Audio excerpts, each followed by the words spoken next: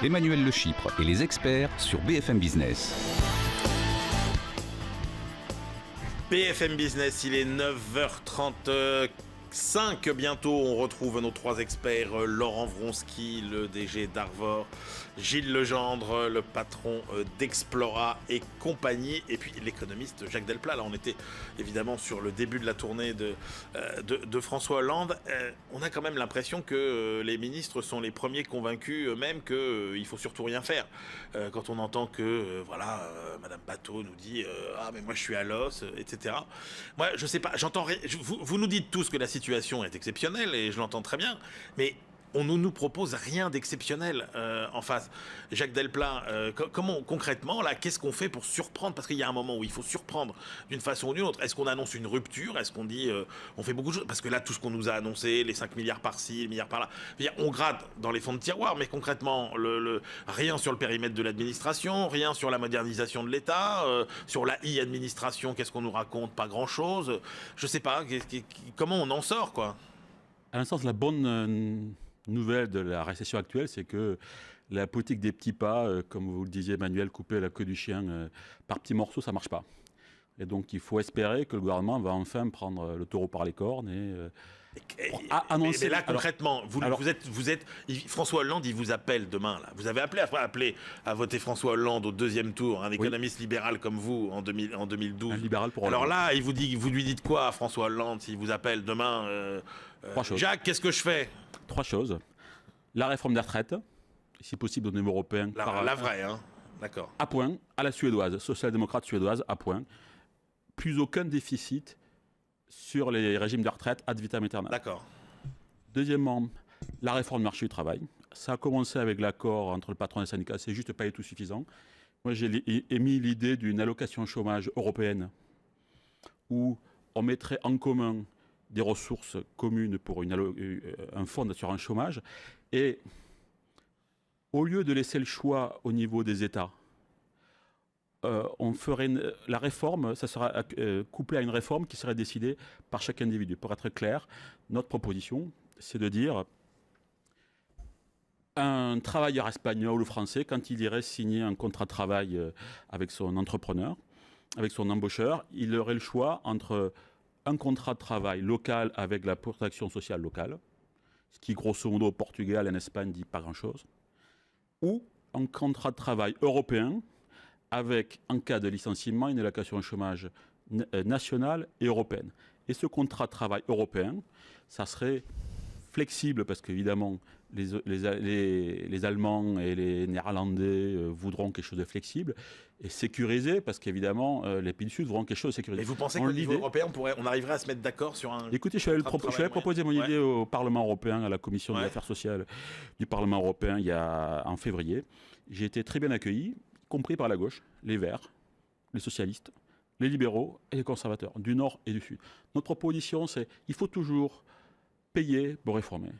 Une idée que j'ai développée depuis longtemps. Notre idée, c'est qu'on met un pot commun, et je peux tirer, moi, individu, sur ce pot commun d'assurance chômage, si j'accepte la flexibilité. Allez, on écoute ce qu'en pense Laurent Vronsky, patron. Sur la flexibilité, c'est un prérequis fondamental. Mais juste un petit préambule sur ce que j'aimerais avoir. Déjà, j'aimerais qu'on crée une vraie équipe de foot. C'est-à-dire qu'en clair, on ne divise pas les agents économiques, qu'il n'y ait pas les patrons d'un côté puis les autres. Donc on crée une vraie équipe de foot. Et puis j'aimerais aussi que ceux qui marquent le plus de buts, quand ils rentrent dans leur équipe, qu'on leur crache pas dessus. Ça, je pense que ça serait d'une part très agréable. Et puis deuxièmement, je pense que ça stimulerait les vocations. Ça, c'est pour, je plante le décor. Maintenant, sur la flexibilité, je pense que c'est absolument fondamental, puisque en tant qu'industriel, aujourd'hui, il y a 2 choses qui sont quasiment certaines. C'est que d'une part, pour survivre en Occident, il faudra avoir une échelle planétaire.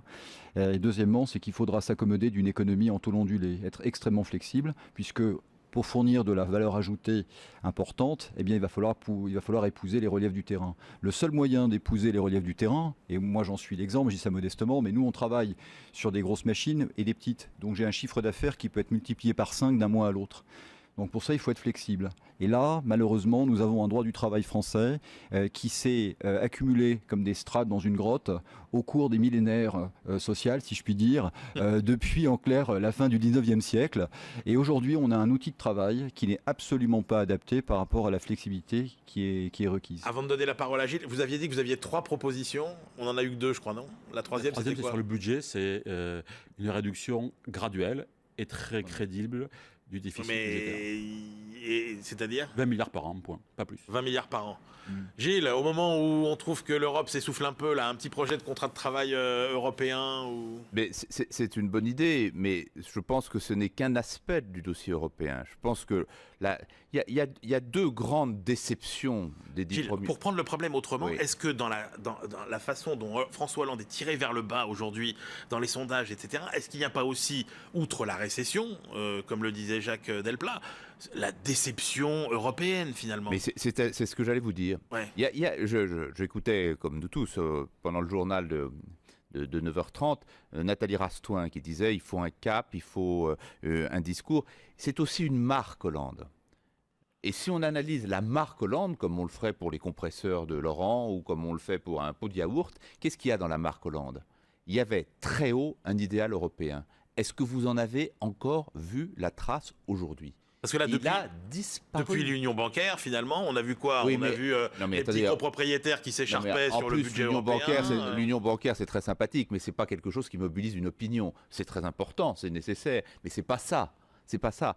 Aujourd'hui, une des grandes difficultés de l'ensemble des pays européens, c'est que l'Union, en tant qu'institution, en tant qu'assortiment de politique, en tant qu'appareil administratif, est quelque chose qui handicape ses membres au lieu de les aider. C'est-à-dire que c'est exactement le contraire de ce pourquoi ça a été inventé. Moi, je suis frappé, Gilles, je suis frappé. Alors, ce que disait Jacques Delplat est passionnant, parce que d'un côté, vous avez l'impression qu'au Parlement, ils ont plein d'idées, ils ont envie de faire plein de choses, et qu'à la Commission, Mais c'est le fait. c'est vraiment Écoutez, les boulets, quoi. On était il y a un mois ici avec Sylvie Goulard. Elle a plein d'idées. Elle vient de les écrire noir sur blanc avec Mario Monti. Et je ne dis pas que toute l'Europe est en calminé, mais ceux qui décident, l'organisation des pouvoirs fait que soit les choses avancent dans la mauvaise direction, soit elles n'avancent pas du tout. Et donc, de ce point de vue-là, je pense qu'on a à jouer sur les doubles focales. On ne peut pas faire confiance à l'Europe, évidemment, pour remettre en cause les choses qui ne vont pas dans chacun de nos pays. On a balayé devant notre porte. Et d'une certaine manière, même si je suis sidéré de la façon dont Hollande l'habille, qui est une façon qui consiste à constamment se tirer les balles dans le pied, ben, on fait quand même des choses en France. On citait l'accord de compétitivité, l'accord de flexi-sécurité du 11 janvier 2013. C'est excellent. L'accord chez Renault. La même semaine, Force ouvrière défile contre l'accord de compétitivité et signe l'accord de compétitivité chez Renault. Donc on a quand même des petites choses qui bougent, mais on a besoin d'un cadre européen qui entraîne. Est-ce qu'on ne gagnerait pas aussi, parce qu'on voit bien qu'il y a un certain nombre d'intégristes de l'Europe, finalement, qui ne veulent reconnaître aucune erreur, aucun problème. Il y a deux problèmes. Et moi, alors je vais, Il y a deux problèmes politiques. Je termine. Oui. On a beaucoup reproché à l'euro, à l'Europe, à la BCE. On voit bien que la BCE, elle est tout le temps au front des critiques, etc. Mais est-ce que c'est pas ailleurs qu'il faut chercher nos problèmes? Et là, je dégoupille la grenade. Est-ce que finalement, on ne souffre pas de toutes les erreurs qui ont été faites en dehors de l'euro? Est-ce que finalement l'euro, c'est parce que l'Europe nous a amené de mieux et que le problème est ailleurs? Je parle notamment de la politique de la concurrence, etc. Mais si on prend la question que vous avez posée finalement est une question de sens. Je veux dire en clair, qu'est-ce que ça veut dire pour Madame Michu, l'Europe? Et moi, je pense qu'on a vraiment besoin d'avoir une Europe concrète. Tout à l'heure, Gilles parlait donc de l'Europe qui est un empêcheur de tourner en rond. Je pense qu'aujourd'hui, dans l'esprit de la plupart de nos compatriotes, l'Europe est une entité complètement virtuelle, dénuée de toute légitimité au niveau concret, au sens politique du terme, qui finalement est une espèce de bureaucratie, de technocratie. Et qui nous a affaiblis. Qui nous affaiblit parce que finalement ce qu'elle fait c'est qu'en clair elle pond des lois et finalement c'est plutôt un empêcheur de tourner en rond. Donc je pense qu'il y a un vrai besoin marketing et un vrai besoin philosophique si je puis dire sans faire des grandes phrases pour que pour nos compatriotes l'Europe ça prenne quelque chose de concret. Et là je crois qu'aujourd'hui il y a un vrai déficit d'image. Dernier point, je pense qu'avec les problèmes que nous vivons à l'heure actuelle. Je pense que ce qui préoccupe les gens, c'est pas des grandes visions européennes. C'est en clair, est-ce que j'aurai toujours un travail ? Est-ce que j'aurai toujours un travail dans un mois ? Est-ce que mon pouvoir d'achat va baisser ? Est-ce que j'aurai des retraites quand moi je partirai à la retraite ? Ça, c'est du concret. On n'est pas dans les grandes images. Par rapport à ça, je pense qu'il y a très très peu de réponses qui sont apportées, et donc il y a un vrai besoin aujourd'hui de donner du sens. Bon, Jacques Delplat, moi, je coupe sur l'Europe. Voilà. Mais, alors, oui, et mon scoop sur l'Europe. D'accord, mais les gens, Madame Michu, l'Europe, ça lui a apporté quoi ? Donc la première chose, mon scoop, c'est que mes petites antennes dans la politique allemande me disent que après M. Barroso, qui est quand même une nouille complète, le possible président de la Commission européenne serait Angela Merkel. Avec une double casquette qui serait le plan, ça serait que Mme Merkel soit à la fois présidente de la Commission, donc successeuse de Barroso, et présidente du Conseil européen, donc à la place de Van Rompuy. Un vrai président de l'Europe. Voilà pour l'aspect politique. Sort d'où, ça, Jacques Delplat ? Excusez-moi, mais c'est une idée qui traîne aujourd'hui. Ce que j'entends, c'est un souhait ou un pronostic ? C'est ce que j'entends de milieux bien informés, politique allemand. Ah, les Allemands prépareraient. Et c'est pas. D'ailleurs, ça vient en partie de la CDU, mais surtout d'hommes politiques SPD que je connais, qui me l'ont suggéré. Voilà. La deuxième chose, sur la déception de l'Europe et tout ce qu'on entend. Bah oui, mais tout ce qu'on entend, alors, quand vous voyez qu'on va pouvoir acheter autant de cigarettes qu'on veut en Belgique, en Espagne, etc. Le problème de l'Europe aujourd'hui, c'est que elle est le reflet de nos contradictions. Tout ce qu'on entend sur le trop d'austérité et tout. C'est vrai qu'il y a un débat sur la France et l'Allemagne, le rythme de réduction des déficits. Il a été trop rapide aux Pays-Bas, en Allemagne, en France. Dans les pays du Sud, il n'y avait pas d'autre option. Mais le vrai sujet sur les retraites, sur ceci, cela, c'est que nous avons des positions contradictoires. Je le disais pour les retraites en France, les Italiens aujourd'hui veulent le beurre, l'argent du beurre et la crémière. Donc c'est pour ça que la grande nouvelle des dernières élections italiennes, à mon sens, c'est que d'ici 1, 2 ou 3 ans, l'Italie fera défaut sur sa dette, restructurera sa dette. Aujourd'hui, les Italiens ne sont pas prêts à faire les politiques budgétaires pour rembourser la dette. C'est ça le sujet. C'est qu'il y a des contradictions dans leur choix collectif et que les gens n'arrivent pas à les assumer. Donc les hommes politiques disent que c'est la faute de l'Europe. C'est faux. S'il y a des problèmes de retraite, de finances publiques sur les retraites, ça n'a rien à voir avec l'Europe, ça va tout avoir avec la démographie. Il y a des problèmes de chômage, etc. Voilà, il y a quand même un chômage. Gilles, est-ce qu'on n'a pas été trop loin dans l'ouverture un peu naïve à la concurrence ? Hubert Védrine, notre ancien ministre des Affaires étrangères, dit que l'Europe c'est l'idiot dans le village global. Alors, absolument, on a un vrai sujet de compétitivité sur l'Europe. Je ne peux pas dire que tous les pays européens ont un problème de compétitivité, mais l'entité européenne en tant que telle a un vrai sujet de compétitivité et un vrai sujet de défense de ses positions dans le cadre de l'économie mondiale. C'est vrai qu'aujourd'hui, il n'y a aucune politique industrielle, énergétique, et de défense de la compétitivité digne de ce nom au niveau européen. Qui passe pas la frontière. Non, pas du tout. Vous avez ce problème. En Italie, on le trouve en Espagne, on le trouve. Sauf en Allemagne. En Allemagne pour l'instant. En Allemagne, pour l'instant, c'est vrai que l'Allemagne, sur la photo, prend toute la lumière, et à juste titre, elle l'a mérité. Elle a fait ce qu'il fallait pour ça. Mais penser que l'Allemagne pourrait s'en tirer toute seule dans un continent européen désastré, c'est totalement impossible. Alors qu'est-ce qu'elle nous a apporté de C'est factuellement faux ce qui a été. Pourquoi il n'y a pas de problème de compétitivité ? L'Europe n'a pas de problème de balance commerciale. Et des balances des paiements. Non, mais il y a l'Allemagne. Mais quand vous avez un pays qui fait tous les excédents et les autres qui cumulent tous les déficits, on ne peut pas dire qu'il n'y a pas de problème. La zone euro, dans son ensemble, n'a pas de problème de compétitivité. Oui, mais ça ne résout pas notre problème à nous. Ah oui, nous on a un problème. Ça résout que les problèmes. Ça fait plaisir qu'aux Allemands, ça. Donc la deuxième chose, c'est est-ce qu'on a un problème de politique commerciale ? J'entends, on est naïf, etc. Il se trouve que les économistes ne sont pas d'accord sur plein de choses. Le niveau des impôts, le niveau des dépenses, etc. Il y a deux choses sur lesquelles ils sont d'accord. Un, qu'en général, le mécanisme de marché alloue bien les facteurs. Deuxièmement, donc la politique commerciale, la politique de la concurrence est bonne en Europe.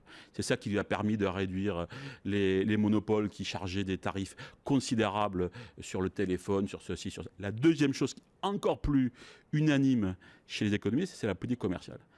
Le libre-échange est toujours optimal. Que vous soyez de gauche, de droite, du centre, du haut, d'en bas. Mais pourquoi personne ne la pratique comme nous alors ? Voilà. Alors, Pourquoi les Américains mettent des taxes sur les pneus chinois? Pourquoi les Brésiliens C'est les lobbies. C'est les lobbies est-ce que l'économie américaine s'en porte plus mal? Absolument. Ah bah écoutez, c'est pas ce qu'on voit en ce moment. Non, mais toute chose égale par ailleurs, mettre des barrières commerciales, c'est comme mettre des gros cailloux, des gros rochers à l'entrée du port de Marseille ou du port du Havre.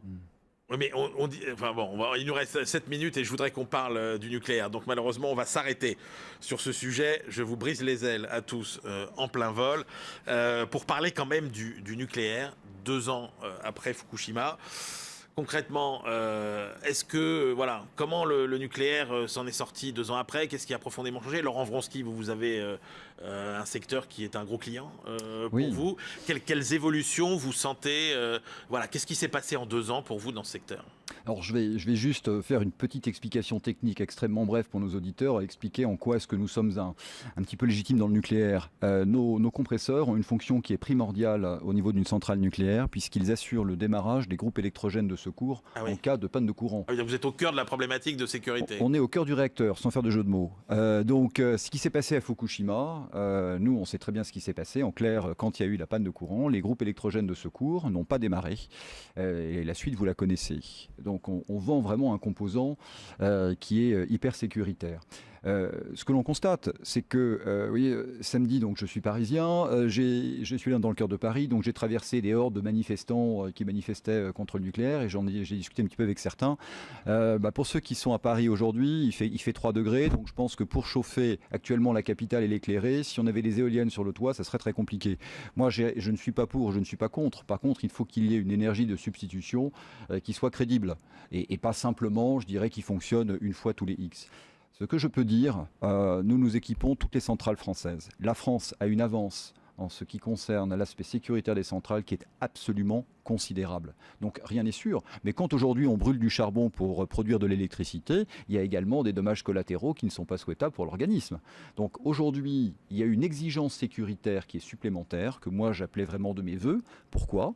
Parce que dans le domaine technique, qui est finalement ce que nous vendons... Est-ce que les grands acheteurs de centrales dans le monde revoient leur stratégie? C'est-à-dire qu'il y a avant Fukushima, on avait l'impression que la France ne vendrait plus aucune centrale nucléaire parce que les Coréens, parce que les Russes vendraient des centrales moins chères. Alors il y a 2 aspects, Emmanuel. Il y a 2 aspects. D'abord, il y a un aspect, si vous voulez, qui est purement commercial. C'est-à-dire que depuis 10 ans, même dans les biens très techniques comme les nôtres et très sécuritaires, en clair, la décision, elle est passée du technicien vers un acheteur et d'un acheteur vers un juridique. Donc aujourd'hui, grâce à Fukushima, c'est un des effets positifs, c'est retour à la case du technique. C'est-à-dire qu'on évalue les compétences techniques d'un produit comme le nôtre parce qu'il performe, parce qu'il est technique, et non pas parce qu'il est moins 10, moins 12%. Donc ça déjà, ça change. Et deuxièmement, je peux vous dire qu'aujourd'hui, les besoins énergétiques n'ont jamais été aussi importants dans le monde. Donc moi, je suis assez confiant dans l'avenir du nucléaire. Simplement, on fera du nucléaire hyper sécuritaire avec des protections techniques achetées à leur juste valeur. Et là-dessus, je pense que la France a une position absolument extraordinaire comme la nôtre. Et on va, comme le disait Laurent, vers un mix énergétique infiniment plus diversifié qu'il n'était avant. Bien sûr. Parce que le pétrole, ne l'oublions pas, est quand même en voie de réduction. Les réserves sont sur des horizons de 50, 70. Alors, on en retrouvera forcément, mais enfin, c'est bon, il sera plus cher. Sur le gaz de schiste, il y a certainement des perspectives, mais elles sont beaucoup moins radieuses que semble dire l'exemple américain. C'est vrai notamment en France. Il y avait une interview de Gérard Mestralet hier dans le journal du dimanche qui disait « Ne transposons pas l'exemple américain à l'exemple français. Même si la France décidait d'explorer cette piste, elle ne serait pas aussi faste qu'elle l'a été aux États-Unis. » Ce qui est intéressant dans l'aspect du nucléaire, comme le disait Laurent, c'est que la prise en compte de la sécurité va faire rentrer une préoccupation écologique dans une logique de marché. Je suis pour le marché, comme Jacques, et donc dans une logique de prix. Et pour la France, cette logique va inéluctablement aboutir à un renchérissement du coût de l'électricité nucléaire, avec 2 impacts. Premièrement, la réduction de la part du nucléaire, pas sa fin, pas son achèvement, mais je pense que la part va se réduire et il va falloir inventer quel est le bon mix avec les autres énergies renouvelables ou non. Et deuxièmement, évidemment, avec l'augmentation du prix, il va falloir forcément investir. Ça va rendre intéressantes d'autres types d'énergie. Donc il va y avoir un mouvement de bascule qui va s'opérer. Ce qu'on ne sait pas, c'est où s'arrêtera le curseur. Hollande a dit pas plus de 50% du nucléaire à l'horizon 2015, je crois, c'est ça? Je ne suis pas très sûr de l'horizon. 25. Oui, 2015, c'est totalement irréaliste. À 2025, c'est peut-être la ligne bleue des Vosges, ça sera peut-être plus, ça sera peut-être moins. C'est la tendance. Jacques Delplat, on est un peu sur une problématique beurre, argent du beurre, là encore, avec le nucléaire. Moi, il me semble que le gouvernement est totalement contradictoire là-dessus. Soit le nucléaire en tant que tel est un énorme danger, quelles que soient les sommes qu'on y mette pour la sécurité. Dans ce cas-là, il ne faut pas fermer Fessenheim, il faut tout fermer et réduire notre consommation d'électricité par 2 du jour au lendemain. Si vraiment on doit avoir Fukushima en France. Soit, comme je le pense, ce n'est pas le cas, mais dans ce cas-là, il faut aller vers du nucléaire beaucoup plus sécurisé et il faut dire aux consommateurs d'électricité, on va augmenter dès aujourd'hui significativement les prix de l'électricité pour renforcer massivement c'est ce qui va se passer. La sécurité sur les centrales existantes et faire beaucoup d'autres centrales nucléaires extrêmement sécurisées. Là-dessus, il faut aussi que la France utilise ses avantages comparatifs. Il y en a assez qu'on se met tout le temps des balles dans le pied. On a un avantage comparatif historique sur le nucléaire. Exploitons-le. Donc, si vraiment Fessenheim, c'est pas bon, construisons d'autres centrales extrêmement sécurisées, quitte à augmenter un peu les tarifs d'électricité. Voilà. Dernier point, il y avait, il y a quelques semaines, une série d'articles dans le Financial Times sur l'émergence de petites centrales nucléaires. Ils disent les grosses centrales, c'est extrêmement compliqué et c'est extrêmement cher, confère ce qui se passe sur l'EPR de Finlande. En revanche, les Russes et les Américains sont en train de faire des petites centrales nucléaires beaucoup plus simples. Est-ce que Areva et EDF y réfléchissent? Merci beaucoup messieurs, merci Laurent Vronsky, merci Gilles Legendre, merci Jacques Delplat. Eh bien, écoutez, on se retrouve demain pour une nouvelle séance des experts après ce début de semaine consacré à l'Europe, au nucléaire, et on suivra évidemment ce que donne le Tour de France que démarre François Hollande en province. Vous êtes sur BFM Business, il est 9h56. Bonne journée à tous.